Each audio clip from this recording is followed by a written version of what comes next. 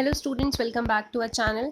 Students, आज के lecture में मैं लीनियर इक्वेशंस चैप्टर के कुछ डाउट्स ले रही हूँ। तो सबसे पहले तो जो मैंने आपको लीनियर इक्वेशन की असाइनमेंट दी थी 13 क्वेश्चंस की, उसमें क्वेश्चन नंबर 9 में बच्चों को डाउट है।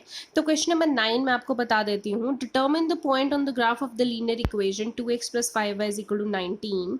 इसका ग्राफ बनाना है। ग्राफ पे पॉइंट बताना है।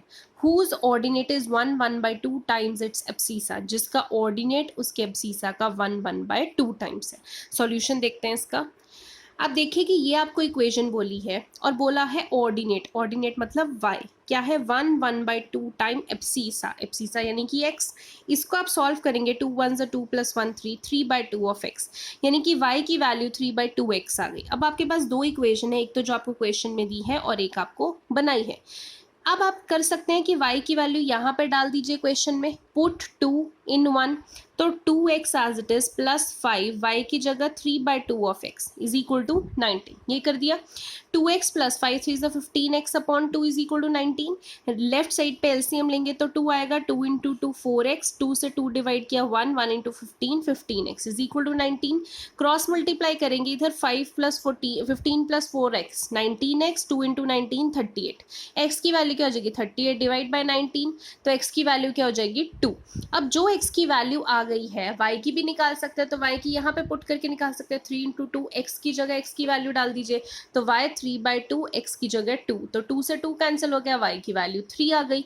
x एंड y आ गया। अब कौन सा पॉइंट है, पॉइंट के कोऑर्डिनेट्स हम कैसे लिखते हैं x, y, तो पॉइंट क्या हो जाएगा x2, y3, मतलब 2, 3 पॉइंट पे जो उसका ऑर्डिनेट है वो 1/2 टाइम्स एब्सीसा के बराबर है। ठीक है, तो इसमें ग्राफ ड्रॉ नहीं करना, आपको सिर्फ पॉइंट बताना था ग्राफ पे। तो जब भी पॉइंट बताना हो x, y की फॉर्म में लिखते हैं, 2, 3 की फॉर्म में, तो ये लिखना जरूरी है वरना आपके मार्क्स कट जाएंगे।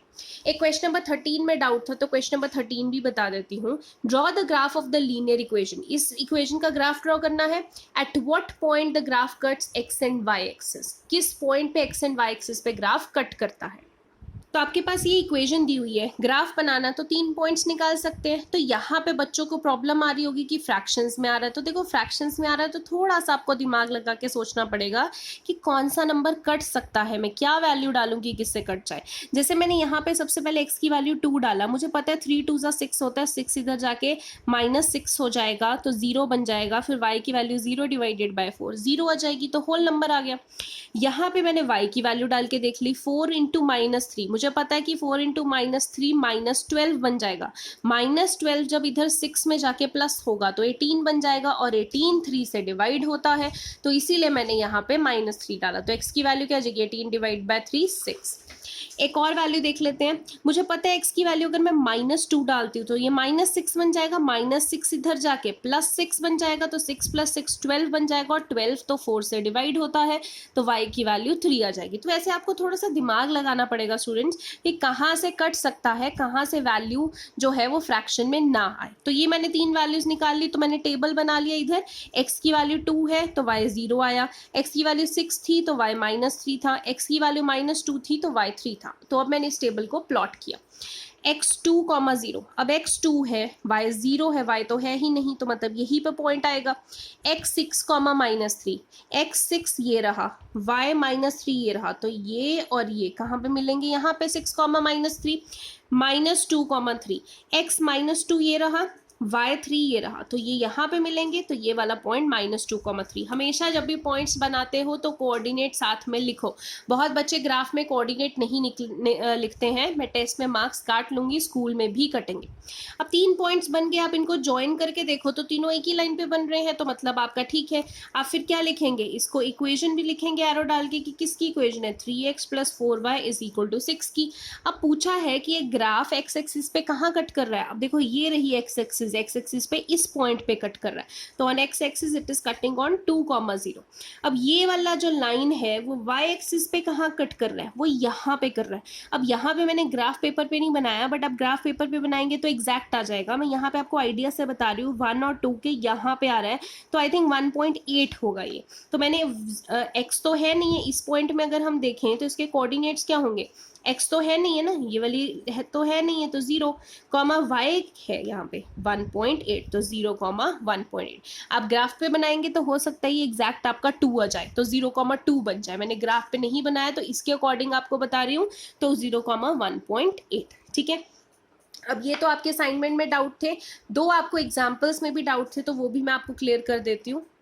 एग्जाम्पल नंबर 7 पे आपको डाउट था। देखो एग्जाम्पल नंबर 7 ना बिल्कुल आपके एक्सरसाइज का क्वेश्चन है, जो वर्क अप्लाइड एंड डिस्टेंस वाला है, वैसा ही है, ये देख लेते हैं। You know that force applied on a body is directly proportional to the acceleration produced in the body. Right an equation to express this situation in plot graph. आपको वो बोल रहे हैं कि फोर्स अप्लाइड जो है वो डायरेक्टली प्रोपोर्शनल है एक्सेलरेशन के, यानी कि force applied directly proportional to acceleration. Force and acceleration को आपको सपोज करना पड़ेगा, तो मैं सपोज कर लेती हूँ कि जो फोर्स अप्लाइड है, सॉरी यहाँ पे फोर्स अप्लाइड जो है वो y है, एंड एक्सेलरेशन को मैं x सपोज कर लेते हैं। ठीक है, आप कोशिश कीजिए हमेशा कि जब यहाँ पे प्रोपोर्शनल आता है ना, तो यहाँ वाला आप y मानो, क्योंकि आपको ग्राफ प्लॉट करने में आसानी रहेगी। यहाँ वाला x मान लोगे ना तो ग्राफ में थोड़ी सी दिक्कत आ जाएगी। तो आप कोशिश करो कि फोर्स अप्लाइड y ले लिया, एक्सेलरेशन x ले लिया, क्योंकि पहले फोर्स था तो मैंने उसको y मान लिया, तो यानी कि y directly proportional to acceleration को क्या लिखोगे आप, x। तो y डायरेक्टली प्रोपोर्शनलिटी साइन जब हटता है तो क्या लगता है, is equal to and a constant k, k is a constant. Proportionality sign हटेगा तो is equal to and k लगेगा, x आ जाएगा। ठीक है, अब यहाँ पे k की वैल्यू आपको क्वेश्चन में नहीं दी। अगर आप एक्सरसाइज के हिसाब से देखो तो एक्सरसाइज में जो क्वेश्चन था उसमें कांस्टेंट फोर्स आपको 5 दे रखी थी, बट यहाँ पे आपको कांस्टेंट कुछ नहीं दे रखा और बोला है कि इसका ग्राफ भी बनाओ। ग्राफ तब तक नहीं बना सकते जब तक आपके पास कांस्टेंट ना हो, तो उन्होंने क्वेश्चन में कांस्टेंट सपोज कर लिया है। तो उन्होंने किया है let k is equal to 3। अब k इज इक्वल टू 5, 6, 7, 1, 2 कुछ भी ले सकते हैं। ठीक है, तो let k is equal to 3 ले लिया, तो 3 लिया तो y is equal to k की जगह क्या होगा 3x। तो ये आपकी इक्वेशन बन गई, लीनियर इक्वेशन। अब ये इक्वेशन बन गई है, इसका ग्राफ प्लॉट करना है तो आपको आता है कि इसमें 3 वैल्यूज निकालनी है। x में कुछ डालो y निकल जाएगी, फिर x में कुछ डालो y निकल जाएगी। 3 वैल्यूज निकालनी है और उसको ग्राफ पे प्लॉट कर देना है, और कुछ नहीं है। ठीक है, आई होप आपको समझ में आया हो। एग्जाम्पल नंबर 9 में भी डाउट था। देखो एग्जाम्पल नंबर 9 में आपको इस इक्वेशन को सॉल्व करने को बोला है, और बोला है एक तो इसको नंबर लाइन पे प्लॉट करो, एक कार्टेशियन प्लेन पे प्लॉट करो। तो नंबर लाइन पे जब प्लॉट करते हैं, पहले इस इक्वेशन को सॉल्व करेंगे। 2x, x इधर आके माइनस हो जाएगा, 1 उधर जाके माइनस हो जाएगा, 2x minus x, x minus 3 minus 1 minus 4 आ जाएगा। अब इसको अगर आप नंबर लाइन पे प्लॉट करोगे तो 0 के इधर पॉजिटिव, 0 के लेफ्ट साइड में नेगेटिव, तो -4 आ रहा है, ये रहा -4। मैं उसको सर्कल करके लिख दूंगी x is equal to -4। Number line तो सिंपल है। कार्टेशियन प्लेन मतलब ये प्लॉट करना होता है। तो देखो जब आपकी इक्वेशन है x इज इक्वल टू -4, मैंने आपको बोला था कि जब भी कार्टेशियन प्लेन बनाना होता है तो आप उसको सपोज कर लो कि लीनियर इक्वेशन की फॉर्म क्या होती है, ax plus by plus c is equal to 0।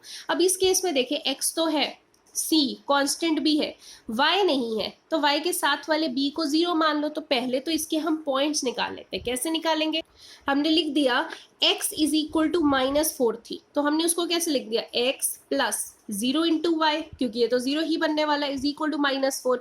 हम सिर्फ पॉइंट्स निकालना चाहते हैं, तो यहाँ पे y की वैल्यू अगर मैं 1 भी डालूंगी, 0 इंटू 1 0 हो जाएगा, x की वैल्यू फिर से -4 आ जाएगी।